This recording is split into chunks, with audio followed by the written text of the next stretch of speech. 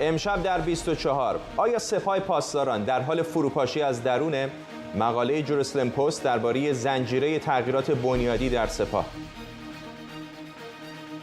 مذاکرات غیرمستقیم ایران و آمریکا این بار در قطر. اتحادیه اروپا میان تهران و واشنگتن میانجیگری میکنه. نفتکش‌های ایرانی در راه سوریه و لبنان. احتمال موافقت مقامات اسرائیلی به درخواست آمریکا. و حمایت همه‌جانبه رهبران کشورهای گروه 7 از اوکراین. تا هر وقت لازم باشه به اوکراین کمک میکنیم. از واشنگتن دی سی این 24 است با فرداد فرحزاد. سلام و وقت بخیر. در ادامه تغییرات در نهادهای امنیتی ایران، مجید خادمی با حکم رهبر جمهوری اسلامی رئیس سازمان حفاظت اطلاعات سپاه پاسداران شده. خادمی پیش از این رئیس سازمان حفاظت اطلاعات وزارت دفاع و پشتیبانی نیروهای مسلح بود. انتصاب مجید خادمی به ریاست حفاظت اطلاعات سپاه در حالیه که در ماه‌های گذشته درباره نفوذ در نهادهای امنیتی و اطلاعاتی ایران بحث‌های زیادی شده. نشریه جروسلم پست در مقاله جدید نوشته آیا سپاه پاسداران در حال فروپاشی از درونه؟ فارغ از اینکه چقدر چنین تحلیلی درست باشه، واقعیت اینه که تغییراتی مهم در بالاترین سطوح سپاه رخ داده. از برکناری حسین طایب از ریاست سازمان اطلاعات سپاه تا ابراهیم جباری فرمانده سپاه حفاظت ولیعهد و حالا انتصاب مجید خادمی به سمت ریاست سازمان حفاظت اطلاعات سپاه. همکارم مراد ویسی از مریلند به ما پیوسته. مراد، چقدر این مقاله جروسلم پست واقعا میتونه درست باشه یا فقط یک سرخط خبری هست؟ جروسلم پست به نظر یه خورده پیازداغش زیاد کرده، ولی واقعیت داره که ضربات سنگینی بر هیمنه سپاه وارد شده. اون دژ فولادینی که گفته بودن، تعریف میکردن، پروپاگاندا بود، تبلیغات بود، فرو ریخته به نظرم. جمهوری اسلامی به طرفداراش در داخل میگفت که یک دژ فساد ناپذیری به اسم سپاه هست، یک دژ فولادینی هست در مقابل اسرائیل و آمریکا. معلوم شد تا حد زیادی درست نیست. در داخل فساد رخ داد در درون سپاه.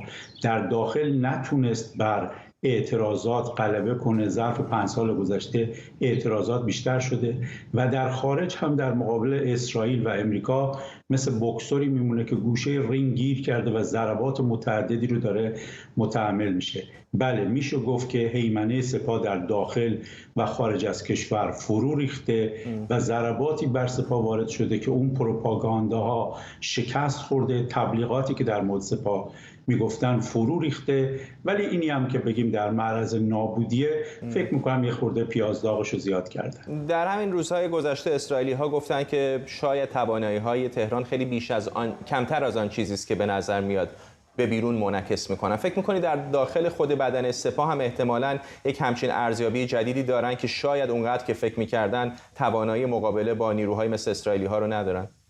در بدنه سپاه به نظرم بله، در بین مردم چون این رخنه‌ای رخ داده که سپاه آنچنان که تبلیغ میشد قدرتمند نیست.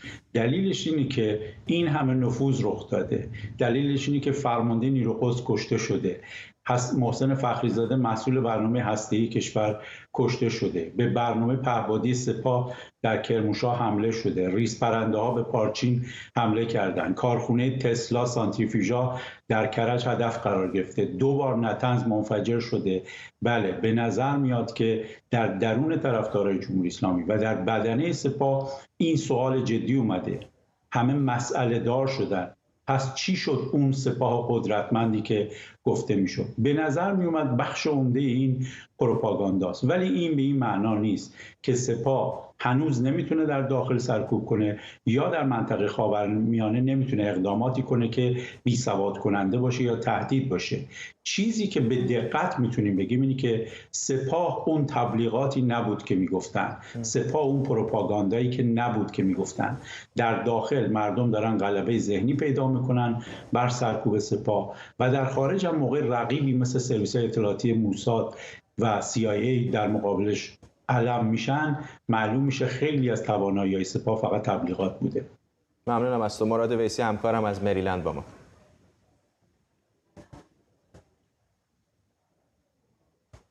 مذاکرات غیرمستقیم ایران و آمریکا برای احیای برجام طی روزهای آینده در دوحه قطر برگزار میشه. در این دور از مذاکرات اتحادیه اروپا قرار نقش میانجی رو بازی کنه. قرار بود رابرت مالی نماینده ویژه آمریکا در امور ایران همین امشب وارد دوحه بشه. احتمالاً الان دیگه باید رسیده باشه چون نزدیک نیمه شب، هرچند خبر و تصویری هنوز منتشر نشده. علی باقری مذاکره کننده ارشد جمهوری اسلامی هم قراره که سه‌شنبه فردا به دوحه بره.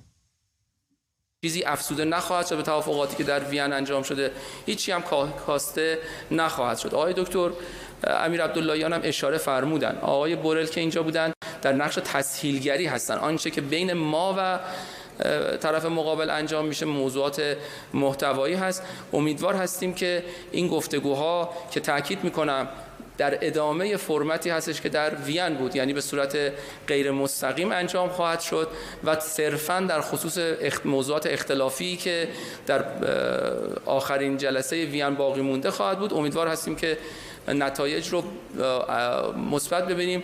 آنچه که هست عزیزان همه بدونن توپ در زمین واشنگتن هست. با پاسخ اگه بیاد مطمئن باشید که به سرعت میشه این کار رو انجام.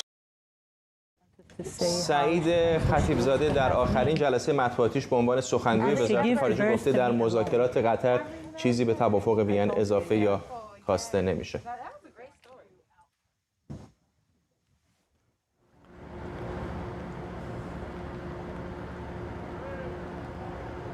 سمیرا قرایی از مقابل وزارت خارجه آمریکا با ماست و قرار هست که علی واعظ مدیر پروژه ایران در گروه بین‌المللی بحران هم تا لحظاتی دیگه به ما بپیونده. با سمیرا شروع می‌کنم. سمیرا، چه می‌دونیم در مورد مذاکرات قطر؟ فرداد، همونطور که خودت هم اشاره کردی اعلام شد صبح روز دوشنبه روزنامه واشنگتن پست خبر از برگزاری این مذاکرات در دوحه داد. پیشتر ایران گفته بود که قرار هست در یکی از پایتخت‌های کشورهای حاشیه خلیج فارس برگزار بشه. اعلام شد که رابرت مالی روز دوشنبه راهی دوحه شده و خبرگزاری تصنیم هم اعلام کرد که علی باقری کنی نماینده ایران در مذاکرات احیا در وین قرار هست که روز سه‌شنبه وارد دوحه بشه. اون که میدونیم این هست که احتمالاً این مذاکرات برای 2 یا 3 روز در دوحه ادامه پیدا کنه. دقیق مشخص نیست که مذاکرات چند روز به طول خواهد انجام مید و آیا بعد از برگزاری این دور از مذاکرات آیا ایران و آمریکا تصمیم دارند که دور دیگری رو باز در دوحه برگزار بکنند یا نه. این مذاکرات قرار هستش که با میانجیگری اتحادیه اروپا و دفتر انریکه مورا که معاون جوزف بورل هست با میانجیگری اتحادیه اروپا انجام بشه. این که آیا امور خارجه قطر هم نقشی خواهد داشت، آیا قطر هم در پیغام رسانی بین طرف ایرانی و طرف آمریکایی نقشی خواهد داشت یا نه، باز روشن نیست.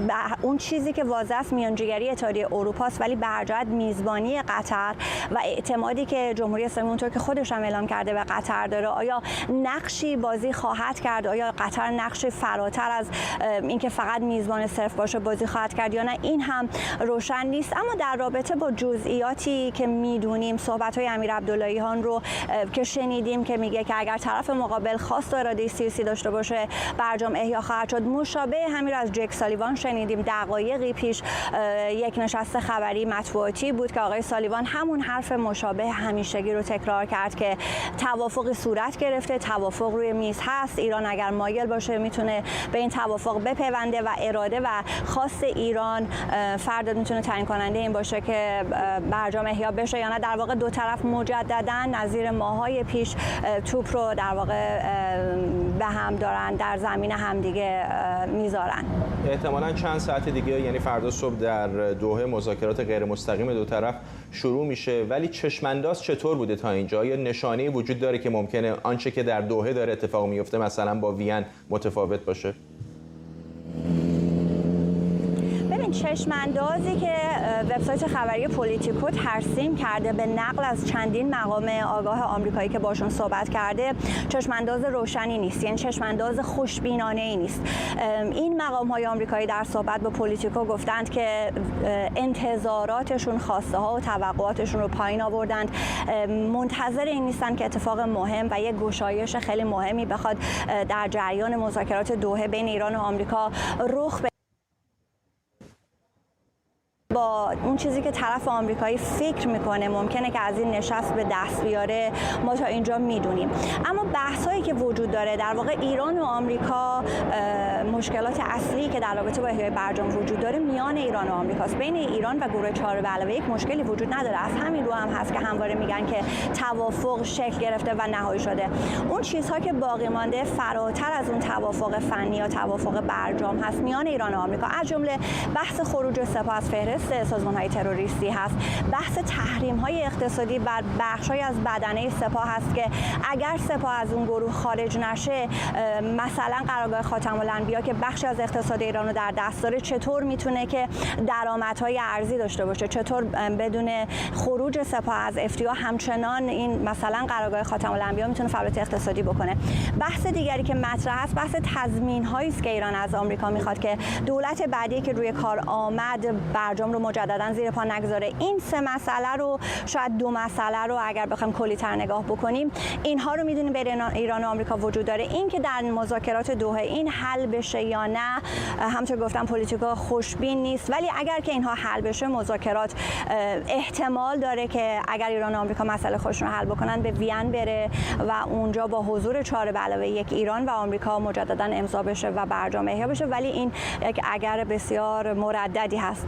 فرداد خب ارتباطمون با علی واعظ مدیر پروژه ایران در گروه بین‌المللی بحران هم برقرار شده. آقای واعظ، چقدر دقیق می‌بینید برداشتی رو که نشریه پلیتیکو کرده و به نقل از بعضی از دیپلمات‌های آمریکایی که انتظار چندانی از دوحه هم نباید داشت، فکر می‌کنید همینطوره یا ممکنه قطر راهگشا باشه؟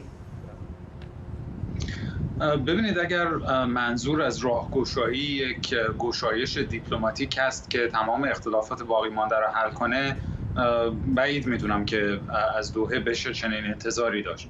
ولی اینکه به هر حال بعد از 3.5 ماه وقفه در مذاکره شروع گفتگوها در دوحه بتونه تسهیل کننده و تسریع کننده مذاکرات باشه، در این صورت میشه واقعا روی دوحه حساب کرد.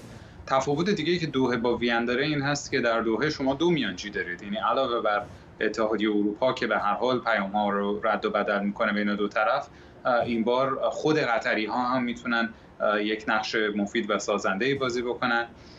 ولی خب کم کردن فاصله جغرافیایی بین دو طرف اصلی یعنی ایران و آمریکا به معنی کم کردن فاصله محتوایی که به هر حال در چند ماه گذشته مانع نهایی کردن توافق بوده نیست. و به نظر میاد که از منظر دولت آمریکا توافق متنش نهایی هست، یعنی اونطوری که آقای جک سالیوان همین کمی پیشتر 1-2 ساعت پیش گفته، توافق از نظر آمریکایی‌ها به نظر میاد که خیلی قابل تغییر نیست، روی میز هست و ایران هستش که باید یا بپذیره یا ردش بکنه.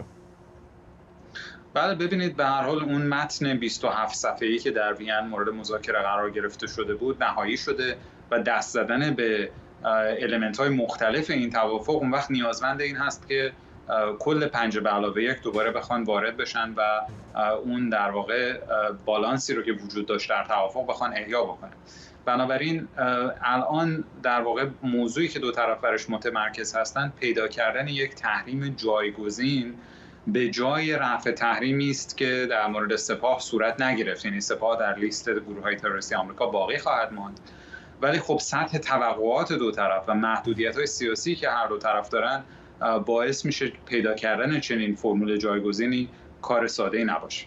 بحث سپاه به کنار، یکی دیگر از مواردی که گفته میشه احتمالاً باعث اختلاف هست این هست که در دولت‌های بعدی هم رئیس جمهوری دیگری نتونه بیاد و مثل ترامپ زیر توافق بزنه. چقدر اصلا از نظر لوجستیکی برای دولت بایدن چنین کاری ممکن هست؟ آیا اون رو بعد به کنگره ببره، مثلا تبدیل به یک پیمان بین‌المللی بکنه؟ چقدر اصلا امکان فنی داره همچین درخواستی؟ به هیچ وجه امکان فنی نداره چنین درخواستی، نه از لحاظ سیاسی و نه از لحاظ حقوقی. ساختار سیاسی آمریکا اجازه‌ای نمیده که رئیس جمهور به یک توافق بین‌المللی به نحوی ببنده که دست رئیس جمهور بعدی رو در این مورد ببنده. حتی اگر این به صورت میثاق در بیاد که از لحاظ سیاسی تقریبا غیر ممکن هست، یعنی در سنا رأی کافی برای این امر وجود نخواهد داشت، باز هم رئیس جمهور میتونه با یک امضا ازش خارج بشه.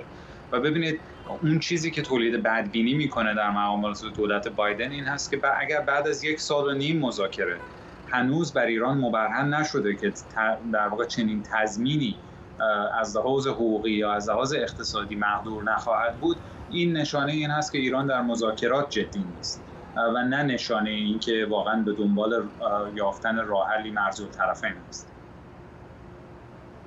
در گروه بین‌المللی بحران و همینطور سمیرا قرایی همکارم از روبروی وزارت خارجه در واشنگتن دی سی. ممنونم از هر دوی شما. به گزارش تایمز، اسرائیل با موافقت احتمالی مقامات اسرائیلی با درخواست آمریکا 3 کشتی حامل نفت ایران در راه سوریه و لبنان. تایمز اسرائیل گفته این اقدام گامی تازه برای کاهش تحریم‌ها علیه صنعت نفت ایران در آستانه از سرگیری مذاکرات احیای برجامه. در این گزارش اومده که اسرائیل به این شرط با انتقال نفت ایران به لبنان و سوریه موافقت میکنه که ایران کاملا شفافیت داشته باشه و محموله‌ها کاملا تحت بازرسی آمریکا قرار بگیرن. در همین حال خبرگزاری رویترز به نقل از یک مقام نزدیک به رئیس جمهوری فرانسه امانوئل مکرون میگه که پاریس خواهان بازگشت ایران و همینطور بازگشت نفت ایران به بازار جهانی نفته. به نوشته رویترز، هدف فرانسه از این اقدام جبران بخشی از مشکلات بازار انرژی در نتیجه تحریم‌های جهانی علیه روسیه بعد از شروع جنگ اوکراین. همه اینها در حالیه که با توجه به دور تازه تحریم‌ها علیه روسیه در نشست سران گروه 7 هر بشکه نفت برنت در بازارهای جهانی حدود $115 معامله شده. امید شکری، کارشناس سیاست خارجی و ژئوپلیتیک انرژی از استانبول با ماست. آقای شکری، چطور این رو می‌بینید که اصلا اسرائیلی‌ها دارن رضایت میدن به اینکه نفت ایران به سوریه و لبنان صادر بشه؟ بله، باید اشاره بکنم که کشورهایی که در ظاهر متخاصم هستند در برخی مواقع میتونن در برخی موارد به توافق برسونن. باید در نظر داشت که در جنگ ایران و عراق هم برخی سلاح‌های اسرائیلی به طور غیر مستقیم به ایران رسید و یا نفتی که ایران به طور رایگان به سوریه میداد در زمان جنگ ایران و عراق بخشش راهی اسرائیل میشد. در مورد توافق اخیر، خبری که تایمز آف اسرائیل ادعا کرده، به نظر من این خبر میتونه تا حدی درست باشه، چرا که اگر منافع هر دو طرف تا حدی در بعد مشکلات بین‌المللی در منطقه مورد لحاظ قرار بگیره، با توجه به امتیازاتی که دولت بایدن از سال قبل به ایران داده میشه، این امتیاز رو در راستای امتیازات دولت بایدن برای رسیدن به توافق و احیای برجام در ماه‌های آینده ارزیابی کردش. و همین که اسرائیلی‌ها اصلا درگیر این داستان هستن، به نظر میاد احتمالاً آمریکایی‌ها گمان می‌کردن که ممکنه اسرائیلی‌ها دست به اقدامی بزنن که همچین چراغ سبزی ازشون گرفتن. اینطور نیست؟ بله، میدونید که در ماه‌های اخیر تماس‌های زیادی بین کاخ سفید و تل‌آویو و سفرهای متعددی بین مقامات وزارت خارجه و وزارت دفاع اسرائیل و همچنین از کاخ سفید به تل‌آویو صورت گرفت و به نظر می‌رسه که پس از چنین مذاکراتی اسرائیل موافقت ضمنی خودش رو با انتقال 3 تانکر فوق به لبنان نشون داده و وقتی آمریکا تونست رضایت اسرائیل جلب بکنه، این 3 کشتی شاید بتونن به راحتی راهی لبنان سوریه بشن که بخشی از مشکلات انرژی و امنیت انرژی سوریه تا حدی رفع بشه. ممنونم از شما. امید شکری، کارشناس سیاست خارجی و ژئوپلیتیک انرژی از استانبول با ما.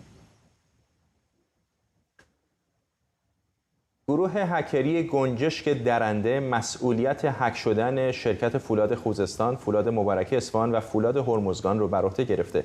شرکت فولاد خوزستان هم با انتشار اطلاعیه‌ای در کانال تلگرامیشون حمله سایبری به این مجموعه رو تایید کرده. فولاد خوزستان دومین کارخانه تولید فولاد خام در ایرانه. در این اطلاعیه اومده که این شرکت تا اطلاع بعدی تولیدش رو متوقف میکنه. اما مدیر عامل شرکت صنایع خوزستان با تکذیب توقف خط تولید گفته کانال تلگرامی شرکت هک شده و تنها در بخشی به دلیل مشکل برق فرایند تولید دچار اختلال شده. این گروه در کانالش دلیل حمله به این شرکت رو واکنش به تجاوزگری‌های جمهوری اسلامی اعلام کرده. حجت فدایی، متخصص امنیت اینترنت و شبکه از ونکوور کانادا با ماست. آقای فدایی، اصلا از نظر فنی چه اقدامی احتمالاً این هکرها انجام دادن که منجر به این خرابکاری شده؟ ولی اگه دقت کرده باشید، یکی از تصاویری هم که در کانال تلگرامیشون منتشر کردن تصویری از توپولوژی داخلی اون سیستم فولاد هست، کارخانه هست. و خب وقتی دسترسی در این سطح داشته باشید شما که بتونید از یک توپولوژی اینجور تصویر برداری کنید، احتمالاً بالاترین سطح دسترسی رو دارید و این باعث میشه که شما بتونید کنترل کنید تمپرچرها، کنترلرها و دستگاه‌هایی که این سخت افزار رو در داخل کارخونه کنترل می‌کنن. خب مسلماً در صنایع هم با بالا رفتن میزان دما در یک دیگ مثلا فرض کنید ذوب مثل دیگی که ما دیدیم دچار آتش سوزی شد، یا خاموش کردن یکی از ترموستات‌ها و سنسورها، شما میتونید به ضایعات بزرگی وارد کنید و خسارت بزنید. آقای فدایی، اینها بالاخره کم و بیش میدونن که مورد حمله های سایبری زیادی قرار میگیرن. صنایع مهم ایران به خصوص اگر ربطی به برنامه هسته‌ای یا نظامی ایران داشته باشن، چرا کلا چنین صنایعی رو اینقدر آنلاین نگه میدارن که راه دسترسی از بیرون فراهم بشه؟ بله، یه مسئله خیلی جالب همین هست. یا شما باید دسترسی کل سیستم رو قطع کنید که اون وقت نمیتونید آپدیت کنید سیستم رو، نمیتونید بروز باشید، نمیتونید همین باگ ها رو بگیرید و اون وقت به محض اینکه یکی از داخل دسترسی خیلی ساده تری داشته باشه به یک پورت USB، به یک کیبل شبکه، به یک وایرلس یا هر چیزی، میتونه دسترسی راحتی پیدا کنه و از اون باگ ها استفاده کنه. برای بروز نگه داشتن باید شما متصل باشید به اینترنت و حتی یه اتصال کوتاه لحظه‌ای میتونه این بلا رو سر یک سیستم بیاره. و از همه مهمتر اینه که فراموش نکنیم ما مصرف کننده این تکنولوژی هستیم، تولید کننده این تکنولوژی ما نیستیم. ما اون دیپ نالج عمیقی رو که باید نسبت به این دانش و نسبت به اینا، مخصوصا نرم افزارهای وابسته به سیستم‌های عاملی که اوپن سورس نیستن، نداریم. به همین دلیل و الان در دنیای امروز همه چیز داره میره طرف ابری شدن. تمام سرویس ها حتی داره میره روی کلاود و ما ناچار هستیم که این دسترسی رو در جاهایی حفظ کنیم و همین هست که شده به اصطلاح حفره امنیتی این سیستما. و اینطوری که میگید اگر اشتباه نکنم این احتمالاً آخریش نخواهد بود. مسلما نه، به خاطر اینکه شما ببینید این گروهی که داره این کار رو میکنه یه نشانه هایی بالاخره از این گروه ها ما میبینیم. مثلا اینها نمیگردن یک ایرادی رو پیدا کنن در سیستم و بعد حمله کنن. اینها اول هدف رو انتخاب میکنن و بعد ایراداتش رو پیدا میکنن. شما ببینید در همه لول‌ها دارن این کارو میکنن. در مدیا این کارو کردن، در صنعت ترابریمون این کار کردن، در سوخت رسانیمون این کارو کردن، با راهن این کارو کردن، با وزارت الان با صنایع دارن این کارو میکنن و با مدیا حتی این کارو کردن. بیلبوردها و اون تابلوهای فرودگاه رو یادمون هست دیگه. یعنی سطح دارن در سطح‌های مختلف نشون میدن که میتونن حمله کنن و این کارو خواهند کرد دوباره. ممنونم از شما. حجت فدایی از ونکوور کانادا با ما. سران گروه 7 در دومین روز از نشستشون اعلامیه‌ای در حمایت همه جانبه از اوکراین منتشر کردند. در این بیانیه تاکید شده که کشورهای گروه 7 به کمک‌هاشون به اوکراین تا هر وقت که لازم باشه ادامه میدن.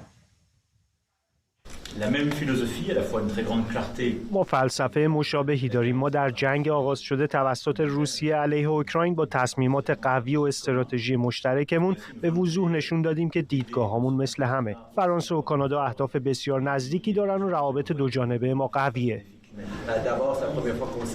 بسیار خوشحالم که میتونیم به همکاری در موضوعات بزرگ ادامه بدیم. اوکراین، تغییرات آب و هوا، رشد اقتصادی، روابط ما با کشورهای در حال توسعه، همه اینا موضوعات مهمی برای ماست.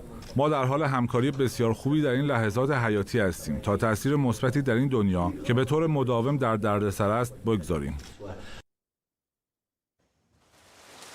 ولادیمیر زلنسکی در پیامی ویدیویی به رهبران کشورهای شرکت کننده در اجلاس 7 از همکاری اونها برای کمک به اوکراین تشکر کرده.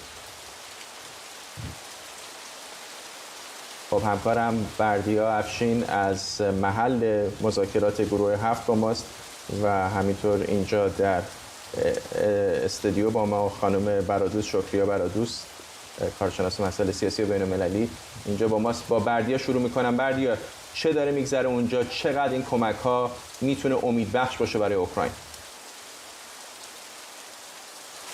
توی 48 ساعت گذشته رهبران گروه 7 چه در کلام چه در ظاهر نشون دادن که همبستند با اوکراین و خب بیانیه‌ای که طی روز دوشنبه منتشر کردن پس از اینکه صحبت‌های ولادیمیر زلنسکی رئیس جمهور اوکراین رو در فضای دربسته شنیدن، بیانیه شدیدالله درش اونا تاکید کردند که به حمایت‌های خودشون ادامه خواهند داد تا وقتی که لازم باشه و اون هم در این بیانیه پنهان نکردن که تصور میکنن که این حمایت‌های ادامه دار و فزاینده باید برای مدت طولانی ادامه پیدا کنه.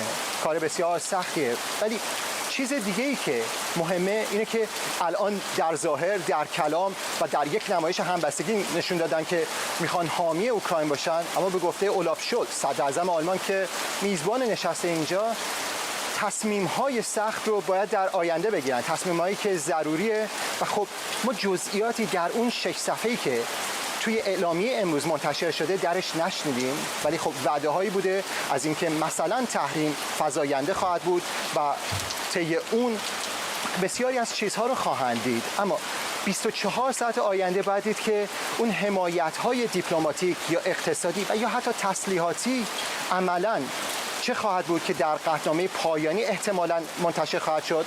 شاید هم این اتفاق نیفته، چون که اون توافق‌هایی که گروه 7 باید بهش برسه توافق‌های پیچیده و سرسختی، مثلا اون چیزی که مطرح شده طی 48 ساعت گذشته از برخی از رهبران، مثلا اعمال سقف قیمت بر نفت و یا حتی تحریم طلا، درسته که چند تایی از رهبران موافقند، اما برای رسیدن به اجماع تلاش‌های بیشتری لازمه. ممکنه طی یک روز یا چند روز هم اتفاق نیفته. این رو هم اونها در این اعلامیه 6 صفحه‌ای بهش ذکر کردن. اما چیزی که بهش تاکید داشتن اینه که اونها تلاش میکنن که این نقل به مضمونه که اجازه ندن ولادیمیر پوتین به منابعی دست پیدا کنه که بخواد ماشین جنگی خودش رو تقویت کنه و به اوکراین حمله کنه. بنابراین همه گزینه‌ها رو روی میز می‌بینن که درآمدهای روسیه رو مثلا در قبال تحریم کاهش بدن. اما یک نکته بسیار مهمی که توی این اعلامیه وجود داره اینه که به نظر میسه گروه 7 که درسته که کار سختی رو خواهند داشت که ماهای آینده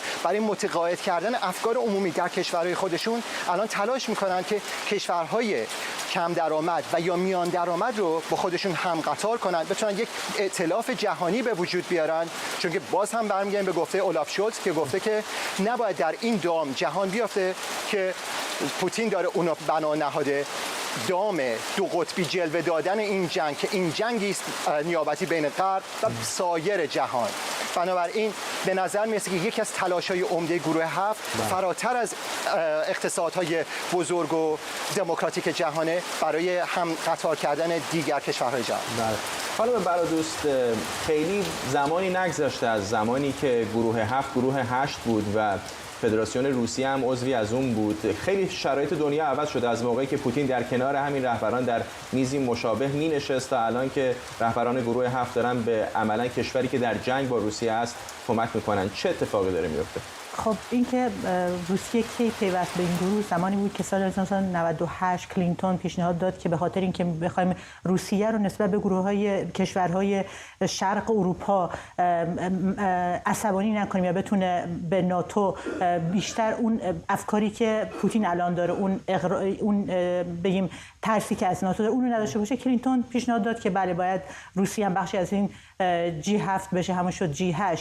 و بعداً در سال 2004 وقتی که روسیه کریمه رو قسمتی از بخشی از روسیه که اونجا بود که اخراج شد، با اینکه بعد از اوباما چنین تصمیماتی رو باهاش موافق بود، ولی بعداً دیدیم که ترامپ مخالف چنین پیشنهادی، ترامپ به این پیشنهاد اعتراض نشد و گفت که بیشتر حرفایی که ما داریم در G7 داریم در موردش تصمیم میگیریم و در موردش صحبت میکنیم ربط داره به روسیه، پس باید روسیه هم قسمتی از این باشه. یعنی این تغییرات بوده. ولی الان که در مورد G7 یا G7 دارن صحبت میکنن مشکل بزرگتری پیش اومده. ما با یک اتحادیه دیگه در آسیا روبرو هستیم، بریس هست که دقیقاً قبل از G7 جلسه خودش رو گذاشته که اینجا اعلام کردن که بریس از برزیل، هند، روسیه، از چین و آفریقای جنوبیه که میگه ما 40% از جمعیت جهانی رو داریم ولی یک ثروت جهانی رو دارن، در حالی که G7 دقیقاً برعکسش 40% جی دی پی جهان رو دارن و 10% از جمعیت جهان رو. یعنی اختلافاتی هم هست در مورد G7 که میگم خب ما الان به G7 احتیاجی نداریم چون ما G20 یا G20 رو داریم، ولی G7 بیشتر در مورد مسائل امنیتی، انرژی و اقتصادیه. و چیزی که مهمه الان گفتم مشکلی که برای G7 پیش اومده، کشوری مثل هند که در بریس در جلسه شرکت کرده حاضر نیست به اون تصمیماتی که کشورهای اروپایی و آمریکا مثلا G7 داره تصمیم میگیره حاضر نیست پایبند باشه. مثلا آمار نشون میده که بعد از جنگ اوکراین و تحریمایی که در مورد روسیه هست، نفتی که هند می آورد قبلا در روزی 90,000 بشکه بود، الان 600,000 هزار بشکه است و هند داره استفاده میکنه از ارزون شدن قیمت نفت و اینکه روسیه در چه شرایطی است. نه تنها موضوع البته برای هند انرژی هست، چون که موضوع بزرگتر است. این هند نمیخواد در بین آمریکا و روسیه قرار بگیره، چون که هند مراکز مرزی مختلفی، مشکلات مرزی مختلفی با چین داره. اگه به طرف چین بره قشنگ میتونه بین محاصره چین و روسیه قرار بگیره. اینجا هم برای امنیت مرزهای خودش، امنیت خودش و هم امنیت اقتصادیش داره این بازی رو انجام میده. برای همین امروز به G7 هم دعوت شده که قسمتی از این مناقشات باشه. ولی این دو گروهی، این دو بلوکی که بهش اشاره کردید از نظر فکری با هم متفاوتن. یعنی یکی به نظر میاد بیشتر نگاهش شاید تجاری داشته باشه به روابطشون، ولی G7 به نظر میاد که از نظر ایدئولوژیک بالاخره کشورهای دموکراتیک لیبرال غربی هستن که از یک ذهن، از یک فکر در واقع نشأت میگیرن. برای همینم بود که پیشنهاد این داده شد که ما اصلا G7 رو کنار بذاریم، D10 بذاریم. D10 یعنی 10 تا کشورهای دموکراتیک و حتی ترامپ گفت ما یه گروه 11 بذاریم، 10 پلاس راشا، یعنی راشا هم جزو اون گروه باشه. این توضیحات هست و همونجور توضیح دادم G7 چون که فقط برای اقتصاد نیست، برای امنیت جهانی هم تصمیم میگیره. ولی چیزی که الان ما میدونیم وقتی که اگه قراره یک تحریماتی در بین الملل بتونه کارا باشه، باید تمام جهان یعنی با هم همکاری کنه. مثلا قدرت‌های اقتصادی بزرگ مثل چین و هند، و می‌دونیم هند داره قدرتش رو بالا میبره که بشه یکی از قدرت‌ها. برزیل جدیدا موفق شده که بشه یکی از قدرت‌های اقتصادی بشه. برای اینکه این تحریم‌ها موفق بشن، اینها هم لازمه که همکاری کنن. برای همین هم هست که بیشتر میگن بیایم رو G20 یا همون G20 بیشتر فشار بیاریم، از نظر اقتصادی بیشتر کار کنیم که جهان رو به هم وابسته کنیم. ولی بریکس یعنی جلسه‌ای که داشتن، چین اعلام کرد که ما حاضر نیستیم به تحریم‌ها یا به عواملی که داره اروپا و مثلا آمریکا داره اجرا میکنه، برای اینکه اینا دارن فقط به امنیت خودشون فکر میکنن و ما باید امنیت خودمون هم در نظر بگیریم. چیزی که الان در کشورهای خاورمیانه هم در مورد صحبت میکنن، مثلا بعد اینکه مثلا آمریکا تصمیم گرفت از خاورمیانه بکشه بیرون، کشورهای عربی گفتن خب شما که همه چیز در مورد امنیت خودتون و اروپا هست، الان که امنیت ما در خطر است، ما مثلا اخراج نفت رو بالا نمیبریم، چیزی که کشور آمریکا و اروپا از خاورمیانه مخصوصا از عربستان خواسته و الان مجبورن به اون خاورمیانه که میگفتن قسمتی از مشکل ما نیست، اون اهمیت رو نداره، با اون احتیاجی که به انرژی دارن دوباره خاورمیانه شده یک مرکز مورد اهمیت. دیگه همه مطبوعات و سیاست‌ها داره دوباره چرخشش رو به طرف خاورمیانه بالا میبره. بردیا، با اینکه ممکنه به نظر این رهبران گروه 7 کم و بیش هم صدا باشند، اما کار آسانی هم پیش رو ندارن، درسته؟ مطمئناً اونها هر کدومشون نحوه برخورد متفاوتی داشتن نسبت به روسیه که همگی اون رو متجاوز میخونن برای پایان دادن به این جنگ. هر کدومشون استراتژی متفاوتی رو در پیش گرفتن و از نظر عقیدتی هم به نظر میرسه که متفاوتن، اما واقعیتش اینه که اونها همچنان از فرصتی مثل گروه 7 و مثل نشست و برخاست در این اجلاس استفاده میکنن تا تاکید کنن که اونها میخوان صدایی واحد بدن. اما دیروز وقتی بوریس جانسن نخست وزیر بریتانیا صحبت میکرد با امانوئل مکرون رئیس جمهور فرانسه، به نظر میرسید که از یک تنشی که بین این دو روی کرد به وجود اومده صحبت میکنه. از این که او تاکیدش بر این بود که اگر الان بخواد جنگ پایان پیدا بکنه، به زعم بوریس جانسن ناامنی تداوم خواهد داشت. این در تقابل با ایده‌ای که امانوئل مکرون پیشتر داشته. اولاف شولز صدر اعظم آلمان هم حتی از این ایده حمایت می‌کرده که اونها قائلن به سازش و حتی این سازش رو ممکنه القا کرده باشن به رهبران اوکراین. ولی اون چیزی که بوریس جانسن تاکید داره اینه که تا دادخواهی برای اوکراین، یعنی بیرون راندن نیروهای متخاصم و متجاوز در خاک اوکراین، هیچ گفتگویی نباید انجام بشه. این رو هم در واقع جو بایدن رئیس جمهور آمریکا درش مشترک این ایده رو.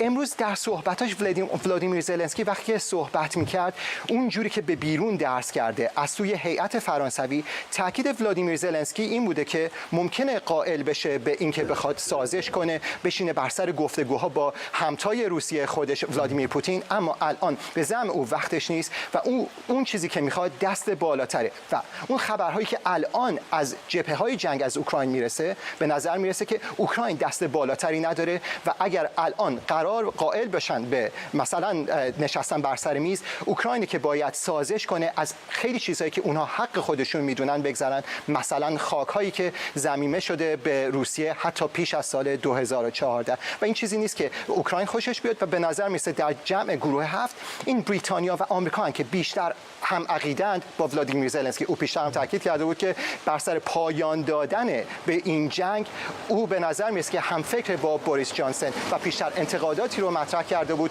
به امانوئل مکرون، به اولاف شولز که اونها شاید الان حاضر باشن که این جنگی که این همه هزینه داره، تلفات داره، سریعا پایان پیدا کنه و شاید هم اوکراین لازم باشه که سازش بکنه و از بخشی از حقوق خودش بگذره.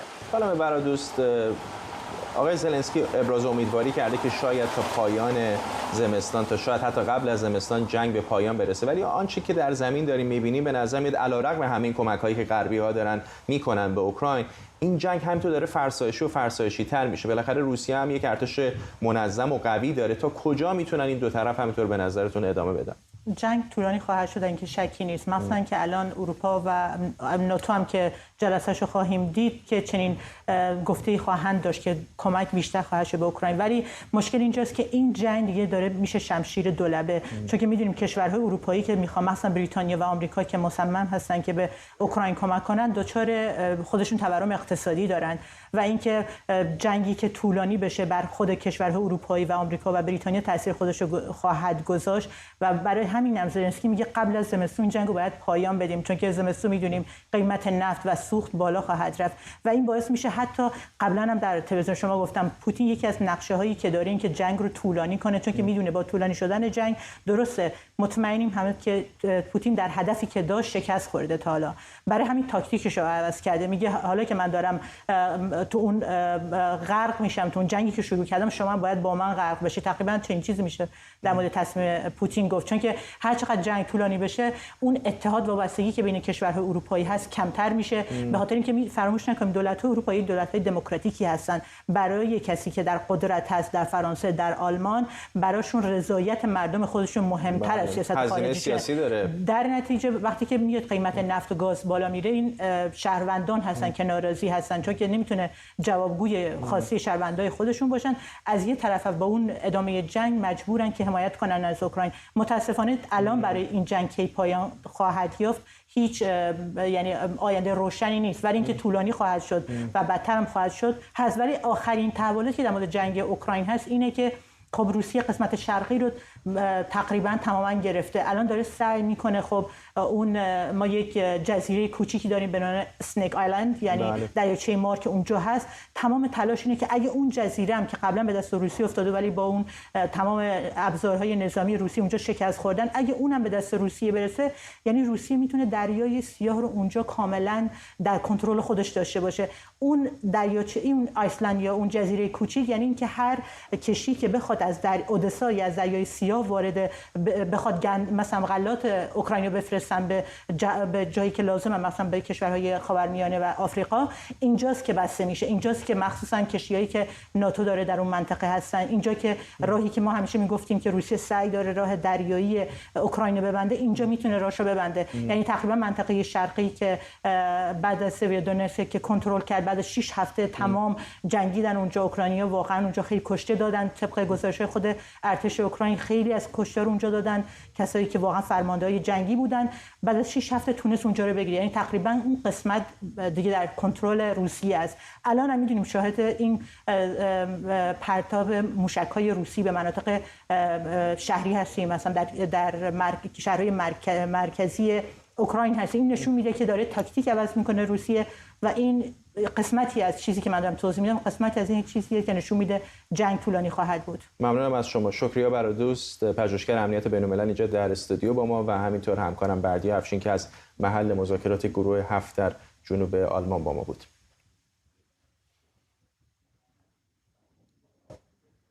اگر به یاد داشته باشید پارسال مرداد ماه در برنامه قبلیم تیتر اول گزارش مفصل درباره شورای ملی ایرانیان آمریکای نایاک پخش کردیم و بعد با احسان زاهدانی مدیر ارتباطات اجتماعی نایاک مصاحبه انجام دادم که واکنش‌های زیادی به همراه داشت. بعد از اون برنامه شورای ملی ایرانیان آمریکایی یا نایاک به آفکام، سازمان تنظیم مقررات ارتباطات و رسانه‌ها در بریتانیا شکایت کرد. در شکایت اونها اومده بود که ایران اینترنشنال با نایاک و آقای زاهدانی ناعادلانه رفتار کرده. به طور خاص نایاک مدعی شده بود که قبل از اینکه آقای زاهدانی در 23 مرداد 1400 در برنامه تیتر اول با من ظاهر بشه، ایران اینترنشنال اونها رو در مورد ماهیت برنامه گمراه کرده بود. حالا بعد از بررسی آفکام شکایت نایاک رو رد کرده و گفته که ایران اینترنشنال اقداماتی رو برای کسب رضایت آگاهانه از این سازمان و آقای زاهدانی قبل از حضور او در برنامه انجام داده. متن کامل گزارش 15 صفحه آفکام در سایت این نهاد موجوده و لینکش رو هم همین الان توییت میکنم و میتونید در توییتر پیدا کنید. و در آخر، دیشب علی عظیمی خواننده معروف راک و دوست خوبم اینجا در واشنگتن کنسرت داشت. این آخرین اجرای او در تور آمریکای شمالیش بود که در 11 شهر مختلف اجرا شد. این برنامه رو با تصاویری از اجرای دیشب او به پایان میبرد.